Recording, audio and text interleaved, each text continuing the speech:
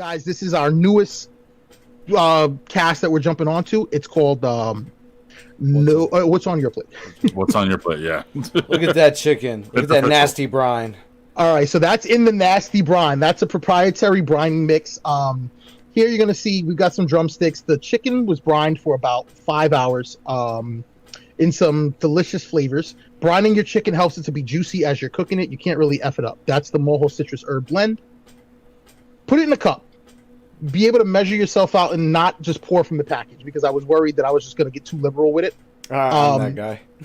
So you start with a little EVOO, extra virgin olive oil. That's what the EVO stands for. Spray your chicken so that this way your spices can kind of stick to your meat, because you want to kind of let it kind of sit on and kind of get in there. So we hit it with a little EVOO. We hit us with a little spice here.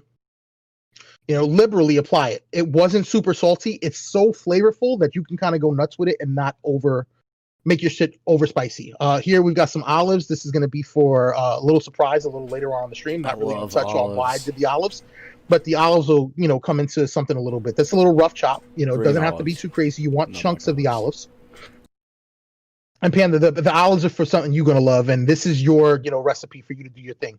Nice. Yeah, I like green olives. I don't like black olives, so I'm happy to use that. Sorry, I got to see me all barefoot and being all hibaro. You got to put your olives to the side after you get a nice little chunk. Here, I'm going to show you how to properly cut an onion. You want to cut it along, not across the equator, but along the equator, not across it, because you actually release less of that chemical. You'll actually cry less if you cut your onions that way. Going to put some slits in them. And my knife's not sharp at all. Like, I effed up. I couldn't find my knife sharpener. But you got those along the hemisphere. And then you're going to go ahead and put little slices. He cut himself right there. Just so from up the top to bottom. Hell no, never. Curl your fingers so that this way you can do a nice little chop. It doesn't have to be a perfect chop. Just a nice little even. And that protects you from cutting yourself. So we've got our onions. Those are going to go ahead and go to the side in a second. And I really do chop this fast in real life. Like, this is not sped up. This is actual, me just being in the kitchen and being a professional. There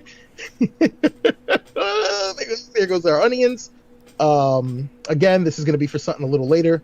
We've got chorizo. Chorizo is a Spanish sausage. It's amazing if used properly. We're going to go ahead and cut off some pieces of chorizo here. We're going to cut us some chunks. You see that fat? That's deliciousness. Use that. Looks so good. So good. Use that, y'all. So you're going to take your onions, throw some oil on them in a nice warm skillet, brown them, get them golden, throw in some ground beef.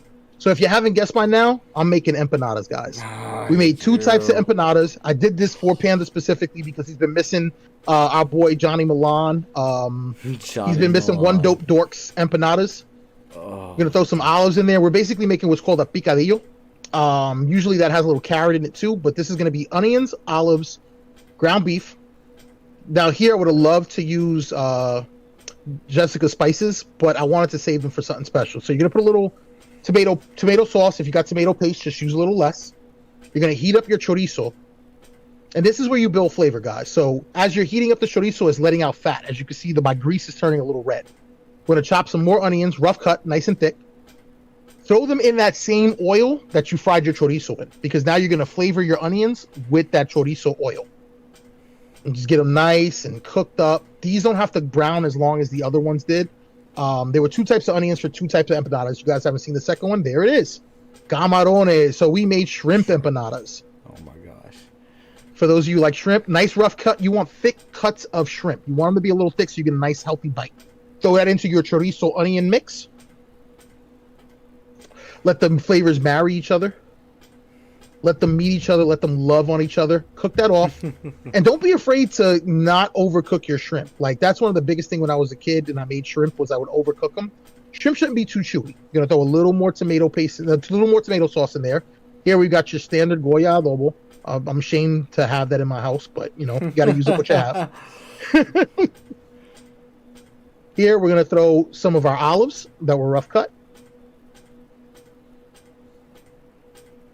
We're going to throw a little bit of adobo in here in a second for coloring. Let those flavors marry. A little cayenne. Don't be afraid of some spice.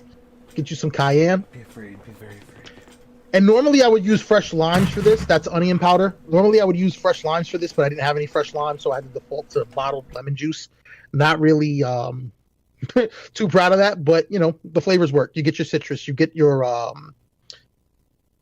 the clock ticking. Oh, I did hear the clock ticking. You know, I know Casada has adobo. I'm saving it for something special. These are just empanadas. Like, you know, you're frying up meat pies.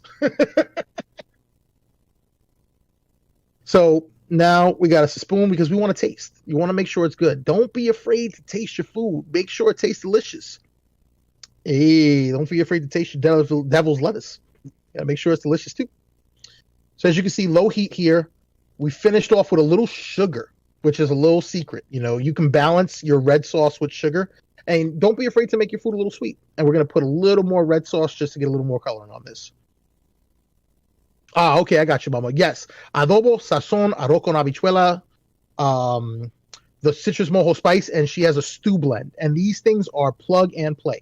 Here, we're going to flour our plate because we're going to start to prep our empanadas. We got our discs. They sell these in the freezer. You can use puff pastry. That's actually what Jessica from Casada Spices prefers. She does her empanadas with puff pastries, and I'm going to try that. But the missus picked up the classic Spanish disc. You're going to throw meat. Don't be afraid to be liberal with it because it's dough. You can stretch it. You can form it. Make a little pocket. And this is a trick. You're going to take a fork and grab that from a little toolbox. And you're going to crimp. You want to seal that. The crimps actually let the dough kind of seal on each other. Flip it. Another crimp.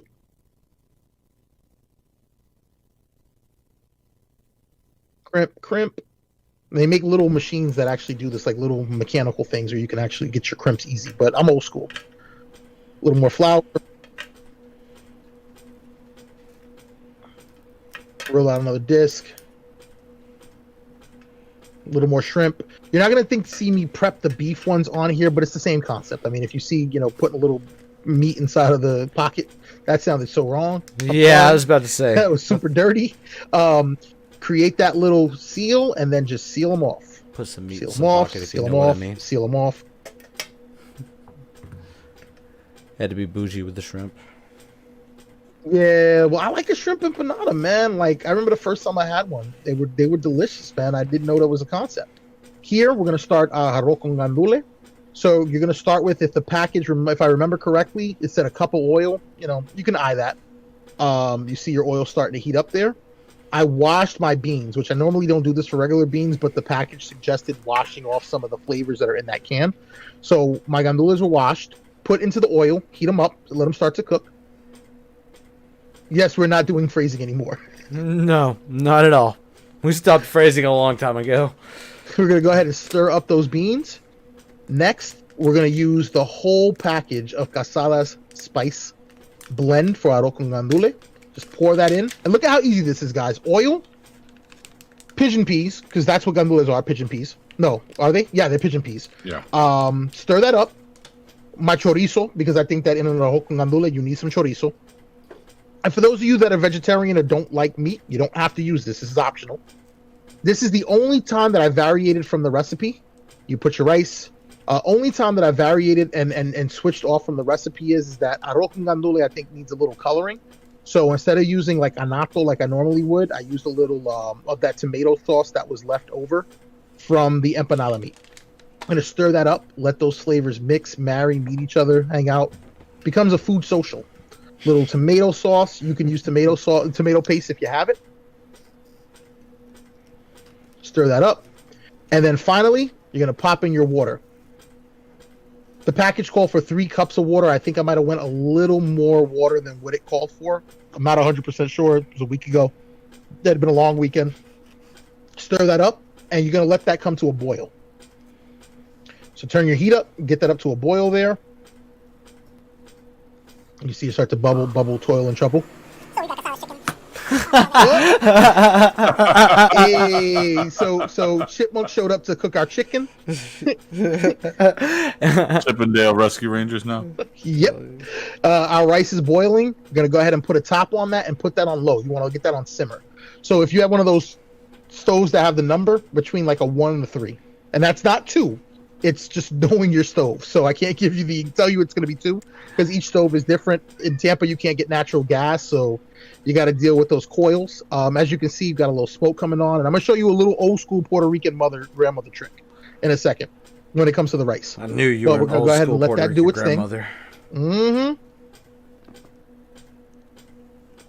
And Grandma would have said, "Cuidado." Cuidado. That does look so good, Tara. You're entirely right. Whole thing. So good, I'm That's rolling up a cooked blunt right completely now. different, like from what I remember cooking that shit, bro. So we got our pot going. Did you actually cook then? I did. And I went a little long with that pot there. I was probably working on something else. You getting hungry now? How are you hungry, man? We ate like 17 sandwiches today. I wish I had your metabolism. I wish I had the metabolism of a 19-year-old. I could eat like I used to. Mhm. Eat and lose weight. That's the craziest shit, yo. That's my guy. You're my new superhero, Chips. Dubbed man. forever. And our Sir pot Chips. is still going here. Bruh, That's the you and way this on me, pot guys. got some love. Yeah, me and that pot are going, but it's doing its thing. It's steaming up. You know, when you cook rice, the rice boils off. The remaining water becomes steam. That's There what cooks we your go. rice. So we're going to go ahead and stir that one time. And most Latinos will tell you never touch your rice pot once you put the top on. Nah, I think you should stir it. And now you put a paper towel. I know Okay, this that's sounds interesting. weird, but you seal it up with a paper towel and then put your top back on. Because what that does is that's going to draw out extra moisture. So that's our tip of the night. Put paper towels over your rice pot. That's interesting. And That seal is it back very up. Interesting. I'm gonna try that. Oh, you're going to see it in a second. So we go back to our chicken. Get a nice little grill on it. It's not that dark color I want yet. Where's the Oh no, chipmunk? I was smart. This was that chipmunk was only there because I was scrambling to finally get those things done. It's not the same without the chipmunk. Time out for a historical footnote. We're using a little bit of Kingsford to start our fire, but that is natural charcoal. That's hardwood charcoal. That's what our chicken came off the grill looking like. Yo, that Nice. shit makes me so hungry. I hate We're gonna you. go ahead and pull our top off. You see how that has that like moisture to it because it absorbs some of that steam to cut out some of it. Now you want to fluff your rice. I Just knew give you that were a a little fluffer. stir. Let that fluff up, and now we're gonna fry our empanadas. And you're not gonna see the 30-minute frying of the 20 empanadas I made. Lies. Oh, I hate you. But you want to get it golden brown. And the one thing, remember, once you pull an empanada out, it's still going to continue cooking. That oil's still going to be hot once you take it out. So once you see it get that golden, take it out before it gets to that dark brown because it's going to still turn a little bit as you're cooking it. Abora does this with foil. Yep. Yeah, foil, paper towels, whatever you can do to kind of take a little bit of that extra moisture out. There's our chicken. And that's not burnt, guys. That's charred. There's a difference. There's your arroz con gandule on a nice little zoom in. Deliciousness. Deliciousness.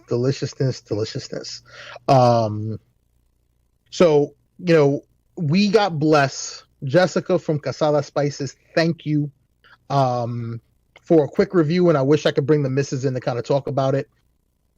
What I was going to say is that the chicken, amazing. The arroz con gandule, amazing. I think that we grew up eating arroz con gandule because of the spices and what else gets put into what's in there. Takes away from the purity of what arroz con gandule are supposed to be. And this was one of the purest rices that I've ever eaten.